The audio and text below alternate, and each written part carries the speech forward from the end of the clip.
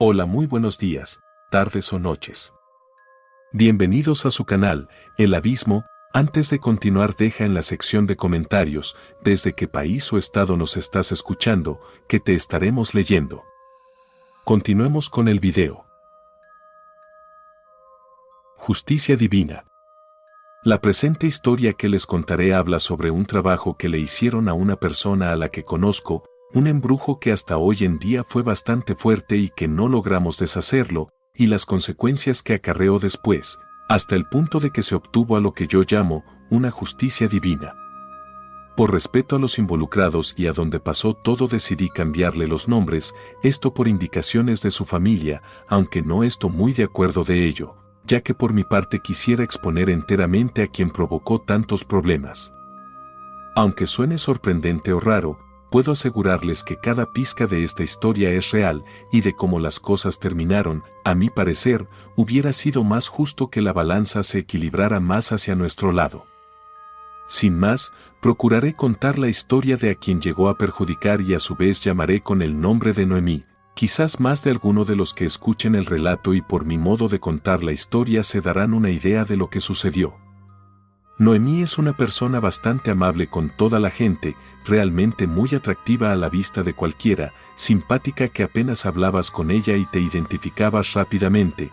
Apenas había cumplido los 25 años y ya se encontraba comprometida con su pareja, quien la había conocido en el trabajo, realmente se le veía muy feliz. Hija única de una pareja ya de edad avanzada, se encontraban muy felices con el progreso de su hija, pues salió de la Universidad de Guadalajara con los honores más altos, y no tardó mucho en encontrar una buena posición en un trabajo en un puesto que le generaba buenos ingresos. Sin duda ella tenía todo para triunfar, sin embargo, jamás se esperó que ya le estaban preparando un trabajo de brujería, pues a pesar de que mucha gente la respetaba, había gente con envidia que no soportaba verla y teniendo éxito en todo lo que hacía, hablaban a sus espaldas, pero en especial había una persona, Karina, quien siempre le hacía mal de ojo. Se sabía que Karina tenía cierta cercanía con la magia negra, cualquiera del trabajo o brujería que alguien necesitara y que la buscaran para pedirle ayuda, ella se encargaba de hacerlo.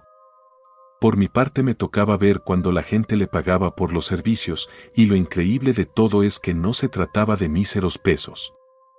Hubo un tiempo en el que Karina no aceptó trabajos a realizar, ya que mencionaba que estaba preparando uno en especial y no podía concentrarse en otro.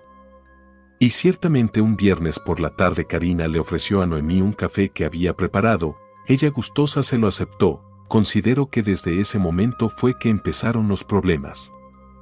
Al principio Noemí perdió el apetito y el gusto por las cosas, llegamos a pensar que esto se podría tratar de COVID, pues cuando comía algo, mencionaba que no le sabía nada.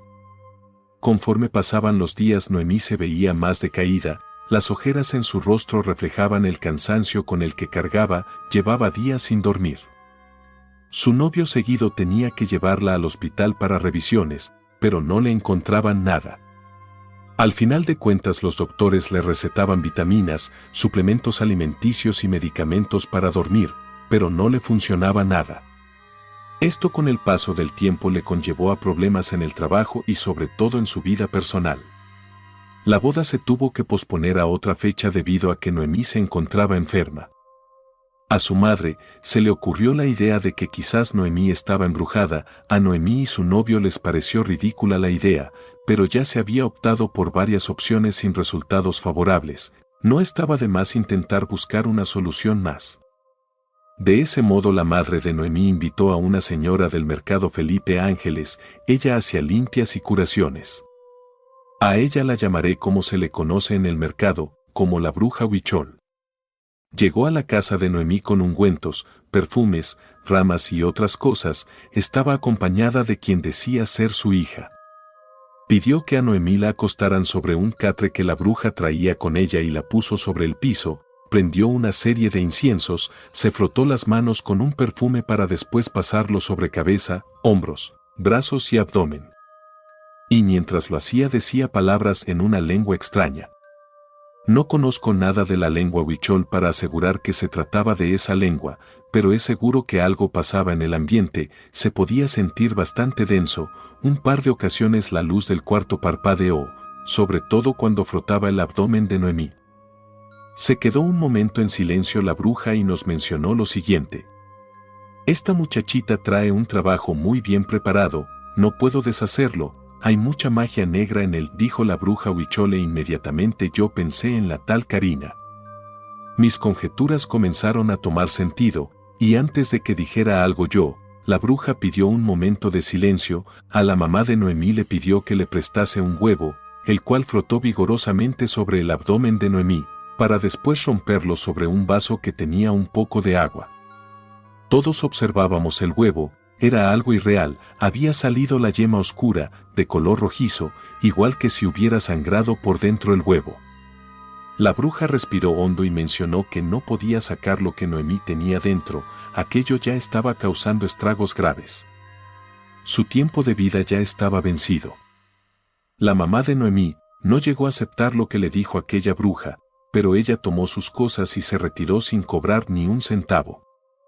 Noemí por su parte parecía preocupada, fue cuando yo le conté solo a ella mis conjeturas sobre Karina, y por más asombroso que parezca Noemí no pensaba igual. Yo había olvidado lo humilde que era Karina para pensar mal de otros, y que siempre ella veía el lado positivo de las demás personas.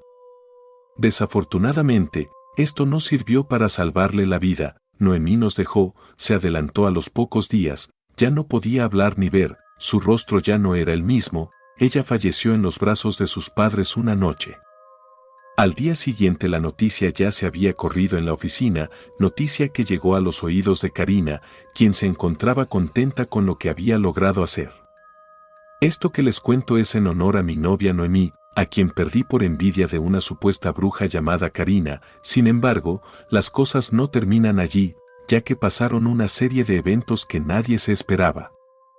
El día del funeral de mi novia nos encontrábamos fuera de su casa, a todos los familiares que habían llegado los reconocía, con excepción de una persona ya de edad avanzada, se mantuvo todo el tiempo afuera de la casa.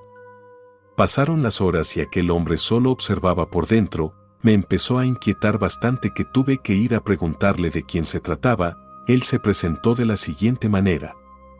Mi nombre es Octavio y me siento sumamente apenado. El nombre de mi hija es Karina y ella cometió un grave error, esto me dejó helado, no me esperaba ver allí al padre de Karina. Le pedí que aguardara un momento mientras iba en busca de mi suegra, pero al regresar, aquel hombre ya se había ido. A la oficina ya no se volvió a presentar Karina, desapareció justo el día en el que anunciaron la muerte de Noemí. Realmente de mi parte si la volvía a ver no sé qué tantas cosas le hubiera dicho o hecho con tal de tomar venganza. Así pasaron los días, el novenario transcurrió de la manera esperada, pero el último día, ante la casa de Noemí se presentó una mujer ojerosa y desaliñada, yo la reconocí de forma inmediata, se trataba de Karina, quien estaba llorando. Justo estaba por salir a responderle que inmediatamente la madre de Noemí me detuvo. Karina se acercó llorando y pidió disculpas por lo que había ocasionado. Mi mayor sorpresa no fue haber visto a Karina allí, sino más bien la respuesta de mi suegra, quien le dio la respuesta que esperaba Karina. Le otorgó la disculpa que tanto estaba esperando, la abrazó y la despidió de su casa. Yo le pregunté del por qué no la acusábamos ante la policía, a lo que la madre de Noemí, bastante tranquila, me respondió. Ya habrá una justicia divina, no entendí qué quiso decir. Así que decidí ya no intervenir más con ella sobre ese asunto. A los siguientes días a la oficina llegó la noticia de que el padre de Karina había fallecido, aquel hombre que se había quedado afuera del funeral de Noemí, ya estaba muerto. Además, supe que Karina no se encontraba del todo bien, había sido necesaria llevarla a un sanatorio. Inmediatamente, al salir de la oficina fui rápidamente a la casa de mi suegra para comentarle lo sucedido, la encontré sentada tranquilamente sobre su mecedora.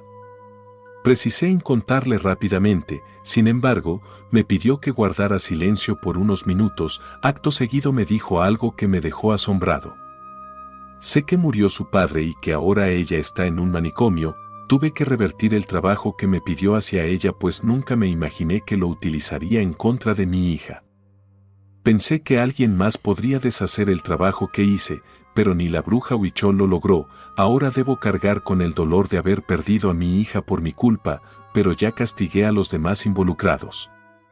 Allí lo comprendí, mi suegra no tenía mucho de conocerla, y ahora me daba cuenta de que estaba tratando con una mujer de la oscuridad, capaz de hacer trabajos, limpias y brujerías. Aún sigue con vida aquella mujer, de mi parte ya no la suelo visitar, pues prefiero olvidar aquellos sucesos y guardar en mi memoria a Noemí. Antes de continuar, no se te olvide suscribirte al canal, darle me gusta y activar las notificaciones para más contenido. La bruja blanca.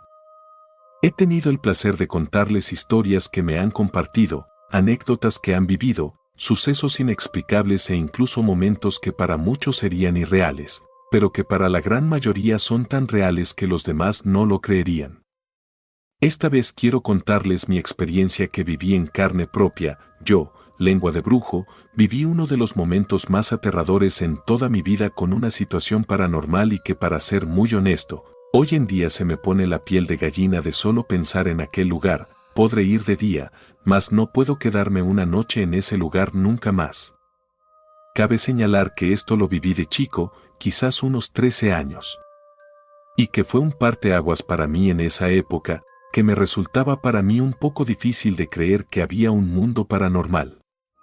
Cuando era más joven y visitábamos a mi abuela, siempre había la oportunidad de visitar a más familiares que vivían mucho más lejos y apartados. Teníamos que recorrer varios kilómetros, adentrarnos a terreno olvidado. Era necesario ir siempre con más familia, debido a que nosotros no conocíamos la zona y además de que no éramos reconocidos por quienes vivían allí.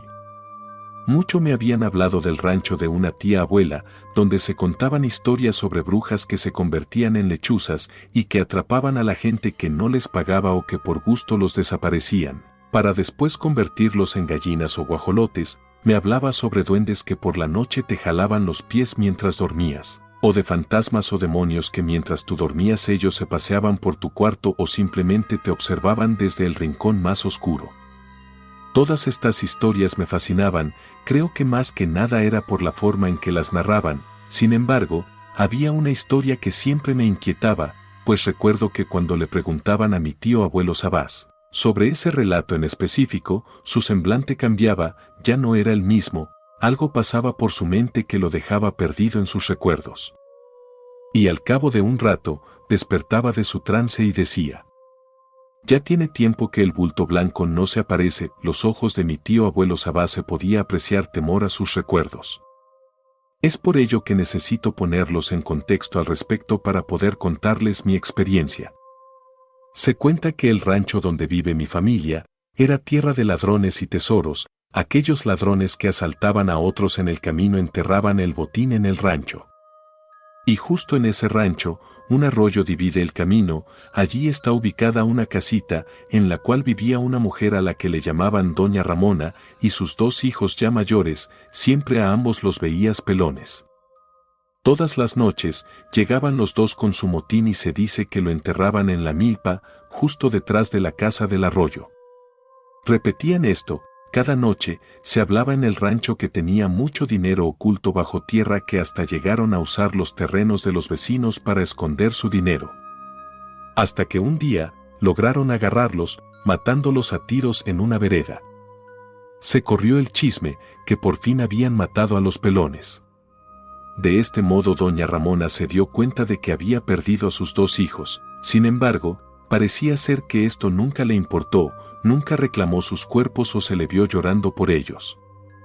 Al contrario, ella parecía sentirse libre de cuidarlos. Se cuenta que aún hoy en día las almas de esos 2 pelones aún caminan por la noche, buscando el camino de vuelta a casa de su madre o en busca de sus tesoros. Al darse a conocer esta noticia, mucha gente del rancho comenzó a buscar los tesoros, donde se les había visto a los pelones enterrarlos. Muchos de ellos no tuvieron suerte. Pero los pocos que sí, lograron hacerse de grandes fortunas. mientras que el rancho entero estaba distraído por el dinero, pocos notaron lo que pasaba por las noches en la casa de doña Ramona. Se escuchaba como ella hablaba con alguien, pero jamás se veía con quién. Salía de su casa por la tarde y regresaba con una gallina en manos. Al poco rato se escuchaba cómo la mataba.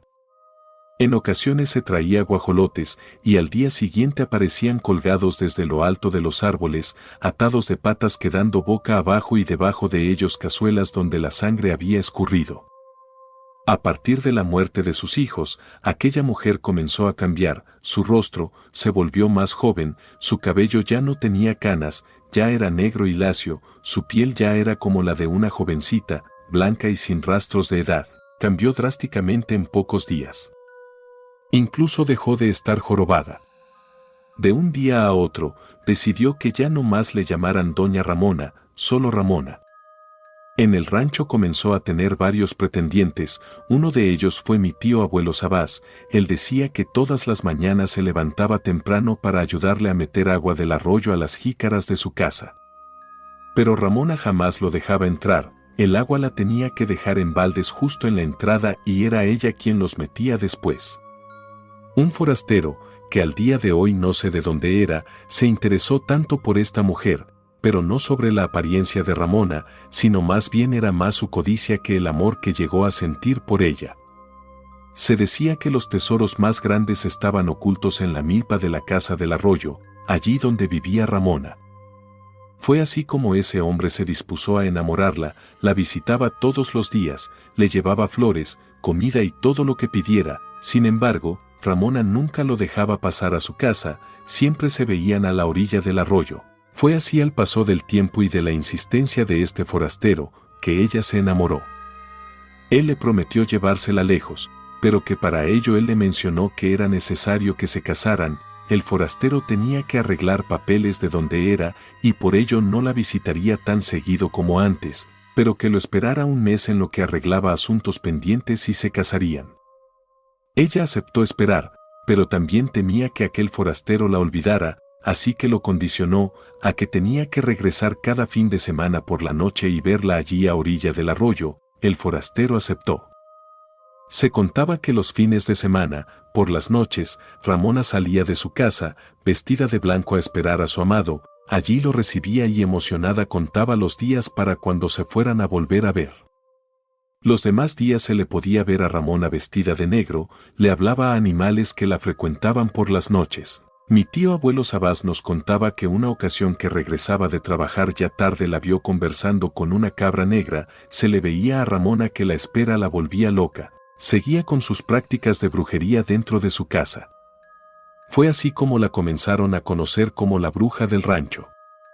Por las noches, en la milpa de su casa se veía el piso arder, como si se prendiera fuego, pero no se quemaba nada. Se decía que allí era donde el tesoro estaba escondido, pero otros decían que era cuando Ramona invocaba a los demonios para pedir más juventud. Lo que era extraño es que Ramona al día siguiente lucía cada vez más joven cuando esto pasaba. Así pasaron los días y el mes se cumplió. Ramona salió esa última noche vestida de blanco, era a su vez algo escalofriante e inquietante, nos contaba mi tío abuelo Sabás. Uno bajaba por el camino para cruzar el arroyo y se veía a una mujer de blanco parada a la orilla. Uno ya sabía que se trataba de Ramona, pero para un desconocido que pasara por allí, sería algo anormal e inquietante. Pasaron las horas y el forastero nunca llegó. Ramona decidió esperar más, pero no llegó nadie. Al día siguiente, cuenta mi tío abuelo que cuando se levantó temprano para irse a trabajar, pasó a un lado del arroyo. ¿Para cuál sería su más grande terror encontrarse con el cuerpo sin vida de Ramona boca abajo en la arena? Se decía que había sido un toro el que la había atacado, o que se había caído golpeándose. Se podía apreciar una fuerte herida en su cabeza, y al momento de levantarla, su rostro había cambiado. Era como si la arena la hubiera envejecido, su cabello volvió a ser gris, y su piel se volvió arrugada, y su cuerpo volvía a tener una joroba. Cuando ya habían levantado el cuerpo, fue cuando se percataron que la casa de doña Ramona había sido saqueada. Mi tío abuelo Sabás se metió, pensando que aún se podía encontrar allí al culpable. cuando lo que vio adentro le cambió completamente la idea de Ramona. Tirados en el suelo de tierra, había frascos de vidrio con cuerpos de gallinas adentro, tenían sal y chiles verdes. Las pezuñas secas de un cerdo colgaban en la puerta, había frascos rotos que emanaban un olor putrefacto y nauseabundo, y sobre la mesa, extrañas marcas recalcadas con fuerza. Una fotografía en blanco y negro de sus hijos, tenían los rostros rayados. Al llegar a la milpa se encontró con la sorpresa de que había muchos hoyos, alguien había estado buscando algo enterrado allí. Los días pasaron y a quien jamás se le volvió a ver también fue al forastero. La gente comenzó a suponer que se había tratado de él quien había asesinado a Ramona, pero nada era seguro. Jamás se supo quién o qué fue el culpable. Justo en fin de semana, pasadas las 11 de la noche, mi tío abuelo Sabás regresaba de trabajar del campo, pasó al lado del arroyo como era de costumbre, conforme se acercaba a la casa de Ramona, se podía sentir miedo. Era como si esta casa oscura te llamara y te jalara a su interior. Mi tío abuelo Sabás era muy supersticioso, decidió alejarse un poco del camino y adentrarse al arroyo para evitar pasar justo frente a la casa. Fue cuando un resplandor le llamó la atención. Por la orilla del arroyo podía ver como un bulto blanco y brillante camina lentamente, como si arrastrara los pies. Mi tío abuelo apresuró el paso, pero fue inevitable toparse con aquel bulto blanco, y conforme se acercaba comenzó a escuchar los sollozos de una mujer lamentándose. El eco del llanto se escuchaba en cada rincón. Mi tío abuelo Sabás se tapó los oídos, y para cuando ya se había dado cuenta aquel bulto blanco ya se encontraba justo a un lado de él. Levantó la mirada y vio que se trataba de un vestido blanco, y sobre su rostro el velo de novia le cubría. Aquella cosa comenzó a su caminar ignorándolo. Pensó que se trataba de alguien del rancho, a lo que le comenzó a gritar de diferentes nombres, pero no contestó a ninguno. Y armándose de valor, se acercó al bulto blanco y le tomó de su brazo. No se sentía tan cálido como se esperaba, de hecho comenzó a sentir frialdad y como sostenía un brazo muy delgado. Decidió retirarle el velo lentamente del rostro y cuál sería su sorpresa que el cráneo de una calavera le observaba. Esta abrió la quijada como si intentase decir algo, a lo que mi tío abuelo Sabás asustado cayó de espaldas. No podía quitarle los ojos de encima, del cráneo brotaban jirones de cabello largos y de color negro y grises, las manos de aquel esqueleto buscaban agarrarlo, como si quisiera abrazarlo. Mi tío abuelo Sabás intentó gritar, pero de su boca no salía ruido alguno, solo emitía sonidos quejosos. El esqueleto se movía hacia él de forma encorvada, y cuando estuvo por agarrarlo, un grito de auxilio por fin salió de su garganta, el cual fue suficiente para alertar a los vecinos de alrededor. Lo encontraron acurrucado a un lado de una roca, lo movían para preguntarle qué había pasado, pero él por miedo no quería voltear a verlos, pensando que se trataba de aquel ser que quiso agarrarlo, lloraba sin parar. Tuvieron que cargarlo entre varios para poder llevarlo a la casa más cercana. Pasaron un par de semanas y mi tío abuelo por fin pudo hablar, relatando su historia de lo sucedido. La gente del alrededor lo dio por loco por un tiempo, sin embargo, otros le creyeron argumentando que en las noches se veía como un bulto blanco, resplandecía con la luz de la luna y éste se paseaba a la orilla del arroyo. Es a partir de aquí donde les contaré lo que a mí me pasó en ese lugar. Llegamos una tarde con mi tía abuela, éramos muchos los que habíamos llegado de visita al rancho, bien sabíamos que no había espacio para todos para dormir, así que se optó que muchos dormirían en los carros. Por mi parte, por ser el mayor de los hermanos y de los primos, escogí la parte trasera de la camioneta, allí cabíamos hasta 2 personas. Por lo que le pedí a uno de mis primos que durmiéramos allí los dos. Mi tío abuelo Sabás nos comentó que por las noches no nos recomendaba ir al baño, pues como vivían muy cerca del monte, probablemente nos podría aparecer un animal. De hecho, nadie se atrevía a salir por la noche al baño, estaba construido por fuera de la casa, justo a mitad de la milpa y debajo del baño su fosa séptica. El tío abuelo Sabás mencionaba que era justo allí donde el bulto blanco comenzaba a caminar. Nos encontrábamos ya dormidos, a decir verdad no recuerdo bien la hora, pero me despertaron las ganas de ir al baño, no me atrevía a salir de la camioneta. Me senté un momento y se me ocurrió hacer a un lado de la llanta y regresar rápido a acostarme, y cuando estuve a punto de hacerlo, vi que a lo lejos un resplandor atravesaba la milpa. La luz llegaba hasta donde nosotros estábamos acostados, aquello se acercaba hacia nosotros, me acosté rápidamente y me cubrí por completo el rostro, recuerdo muy bien que comencé a rezar como loco. Pude escuchar por fuera de la camioneta que algo se arrastraba quedando justo frente a mí sin moverse. Apreté los dientes y ojos y pensaba por qué a mí, y aquella luz era tan intensa que, aunque tuviera ojos cerrados con tanta fuerza podía percibirla. Era como si estuviera con los ojos cerrados frente a un foco, aquella luz traspasaba mis párpados. Y cuando estuve a punto de gritar, aquella cosa comenzó a caminar alejándose de mí.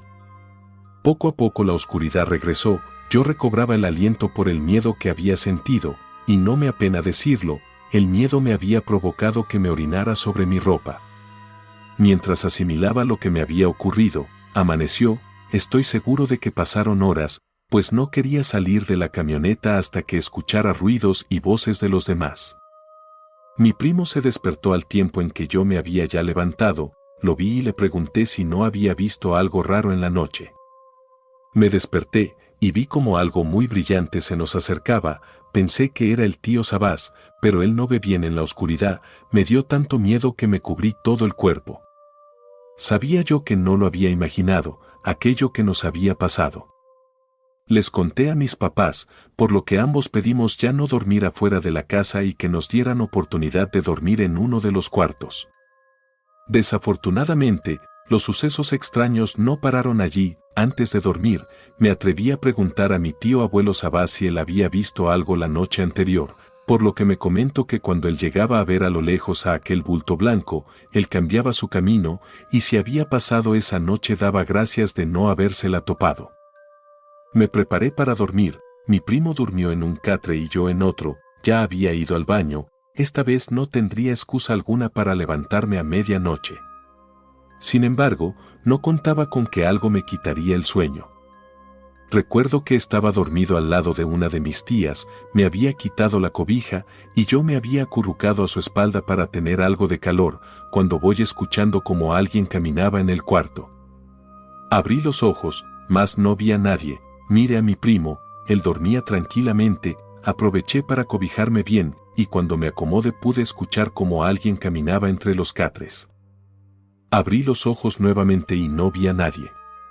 Pensé que lo estaba imaginando o que quizás era el gato de mi tía abuela. Estiré las piernas para acomodarme y sentí como algo me tomaba de ambas piernas levantándome para quedar en forma inclinada y dejándome caer con fuerza en el catre. Esto me sobresaltó tanto que grité con fuerza. Pude ver como un par de sombras grandes salían del cuarto rápidamente, como si se tratara de sombras con cuerpo o volumen. Todos despertaron, prendieron la luz, no podía tranquilizarme. Tuvieron que cuidarme despiertos todo lo que quedaba de la noche. Mi tía abuela por la mañana nos comentaba que otra vez la bruja blanca se había aparecido, pero que ahora le dio vueltas a la casa. Algo estaba buscando. Pero que ella había visto como un par de sombras de dos hombres se metían a los cuartos. Le platiqué lo que me había pasado y ella muy seria me comentó que quizás se trataban de los pelones. Yo ya no me sentía nada cómodo allí, era nuestro último día en el rancho, a lo que agradecí eternamente salir de ese lugar. Por mi parte ya no he regresado al rancho, mis padres han vuelto, pero no se quedan tampoco ni un día. Sé que actualmente en ese lugar guardan tantas historias como sucesos que todos han vivido. Y espero con el tiempo poder compartírselas. De reojo.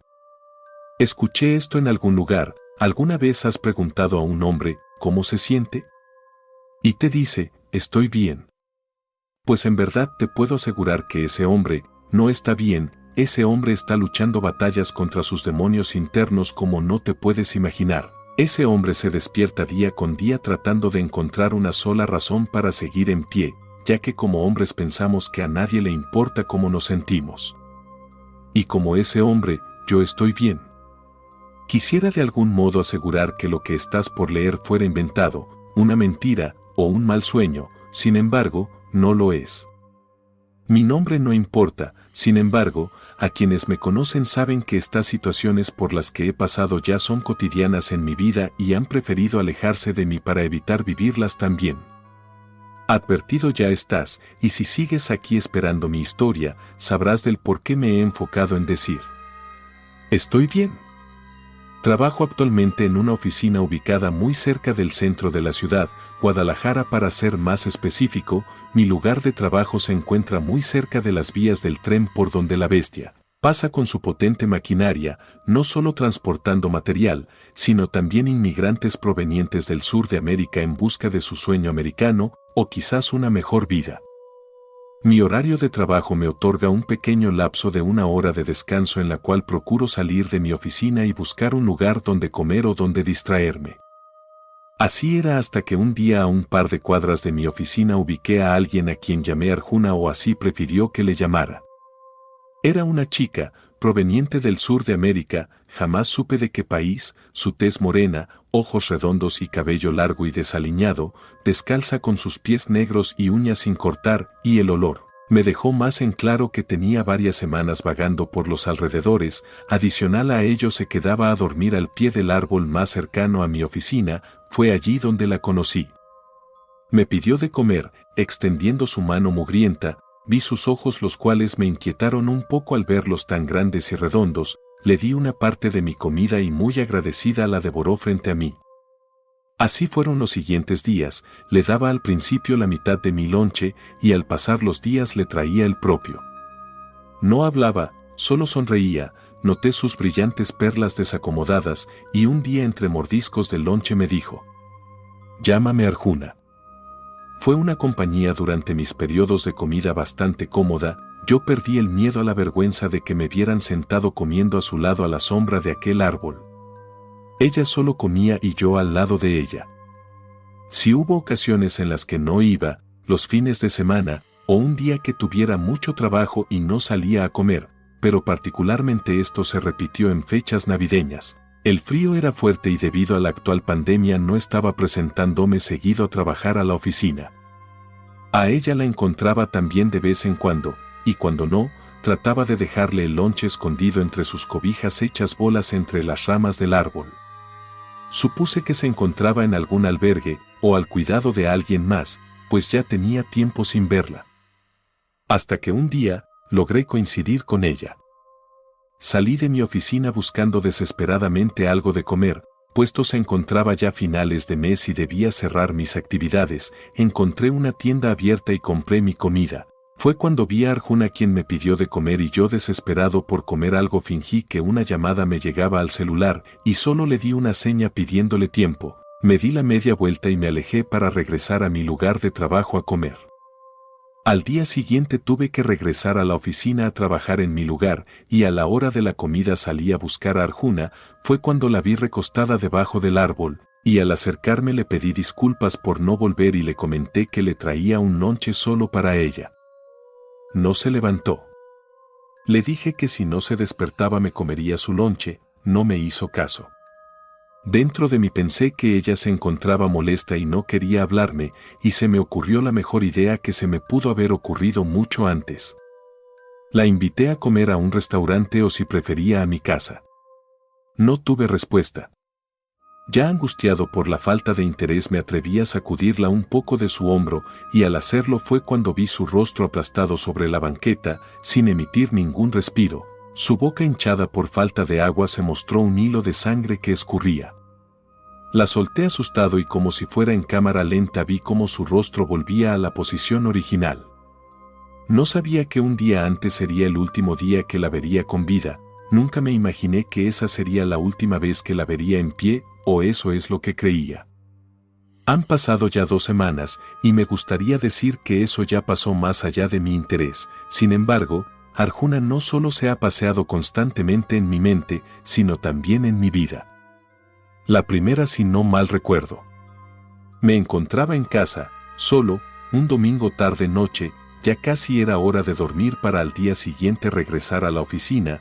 Decidí tomar una cerveza y afrontar las consecuencias de mi migraña por tomar alcohol. Me acerqué al refrigerador y al abrir la puerta principal pude ver debajo de ella como un par de pies descalzos y mugrientos se asomaban. Perdí el aliento un momento y traté de pensar mejor las cosas, pero ambos pies dieron un paso atrás. Cerré la puerta del refrigerador y no vi a nadie. Me quedé helado un momento sostenido la cerveza mirándola fijamente con la cabeza baja, respiraba fuertemente y lentamente de reojo a mi lado derecho veía como una silueta estaba a un costado. Giré en sentido contrario y me dirigí a mi sofá, puse la cerveza sobre la mesita de noche y fue cuando de reojo volví a ver esos pies ya un poco más cerca de mí. Ahora no había una puerta de refrigerador que me bloqueara la vista, si me volteaba, la vería. Decidí ignorarla nuevamente girando sobre mí mismo para evitar hacer contacto visual. Traté de destapar la cerveza, pero esta estaba muy resbaladiza o yo estaba temblando mucho. Por fin logré destaparla y tomar un sorbo. Se había ido. Al cabo de unos minutos, el efecto del alcohol ya me había hecho daño, mi cabeza me daba vueltas y sobre el sillón mientras observaba fotografías en celular buscaba la mejor posición. Fue cuando de reojo a un lado de mi teléfono logré distinguir nuevamente aquella silueta, quise observar con más cuidado y fue inevitable tragar saliva al contemplar sus pies sucios y uñas largas, como las de Arjuna. De ella una túnica blanca se movía con el viento, subí con cuidado y lentitud la mirada y vi su mano mugrienta. Me incorporé evitando voltear a verla y encendí la televisión. Puse la cerveza un poco más alejada de la orilla de la mesa de noche y a su vez el control remoto lo coloqué a un lado. Fue cuando un fuerte parpadeo del televisor provocó que la señal se distorsionara y a su vez me quedara a oscuras quedando un intenso color rojo en toda la pantalla. Solo escuchaba mi respiración incontrolada inhalar y exhalar por mi boca y como si fuesen telarañas desaliñadas, los cabellos de quien parecía ser una mujer descendían frente a mí. Mi respiración se entrecortaba, no podía moverme, estaba congelado. Fue cuando la luz roja del televisor iluminó su rostro. Me sonreía, sus perlas blancas y ojos grandes me veían. No podía gritar, mi voz no salía, la veía mientras ella me sonreía. Como pude me alejé de allí y salí de mi casa rápidamente. Quisiera decir que la he dejado de ver, sin embargo, no es así, aún la sigo viendo de reojo. Pero esa ya será otra historia que contaré después. Tú decidirás si me crees o no. Sin embargo, te puedo decir que es una lucha constante contra estos demonios que no me dejan descansar y solo me queda decir: estoy bien. Hemos llegado al final de este video. Deja tu comentario en la sección de abajo sobre lo que piensas de este tema. Sin más por el momento, nos vemos en un siguiente video. Hasta la próxima.